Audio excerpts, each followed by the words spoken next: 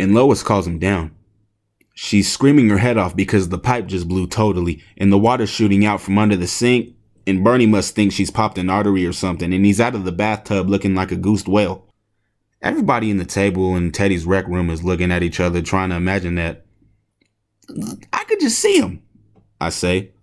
Dripping wet, leaving a trail of water on the steps, and you know Bernie. With that major league beer belly of his, he must have looked like the Jell-O monster. And then there's Lois pointing to that pipe and him huffing and puffing, and then he yells to her to go to the basement and shut the water off. And you can imagine him trying to get his big ass under the sink, trying to stop the spray with his towel. We're all seeing him. We're all laughing at this story we've heard a dozen times before. I'm trying to tell it the way Teddy used to. We know he would have done a better job, but we don't care about that. We want it to be like how it was last spring. And it's nice that Rita has invited us over. Spider is already starting to lose control. His big horse's head is bobbing up and down, and Petey has this look on his face like a contestant on a game show waiting for the next question he's certain he can answer, and Billy and Squirrel have their hands on their beers and there's something in their eyes. Not amusement, really, and not remembering either, but more kind of listening to a song you're sure you know but you can't name. And I go on about how the dog comes into the kitchen while Bernie still got his head under the sink trying to stop the leak. Little Pepper gets right up to him and all of a sudden he starts yapping. Bernie jumps up real quick. He whacks his head on the cabinet. He's out cold.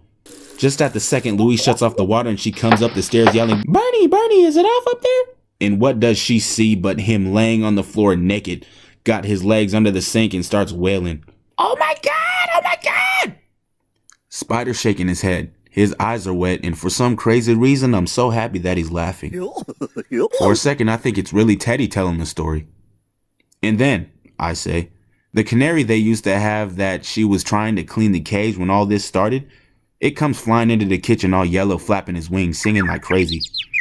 I've always wondered, if one of them was unconscious and the other one was hysterical, who could have been paying any attention to that bird?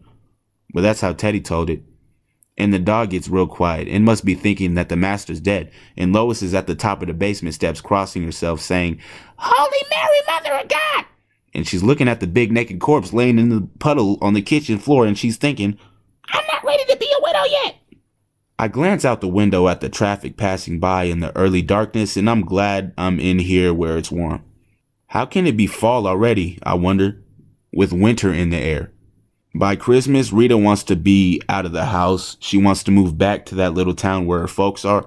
And I suppose someone else will be telling different stories here in Teddy's rec room. Everyone around the table is looking at me, as if they're afraid I won't go on. I know Teddy would have added something real good about Lois. Like she was promising God she'd make Bernie go to church if by some miracle he comes back from the dead. But I just tell about how she's on the phone shouting at the cops to please hurry. She thinks her husband had a heart attack. My voice runs a little fast on that part and everybody's eyes around the table flicker a little as if someone just came into the room and walked off with one of the pictures of the old softball teams that are on the wall. But no one's going to say anything about it. Then I'm telling about the dog licking Bernie's face and all of a sudden he's shouting, Get that f***ing animal off me! What the hell am I doing down here? And Lois is kneeling on the wet kitchen floor saying, Thank you, God. Thank you so much. And that's birds chirping away from the top of the refrigerator. Now everybody's smiling and for a while it seems as if nothing has changed. Like we're ready to go out to the field tomorrow and play softball. You could smell the beer and the cigarettes and the pizza and we're happy. I take a swallow of my drink. It feels so cool going down my throat and over my glass I look at everyone. I want to believe all the rest of us is going to be around for a long time.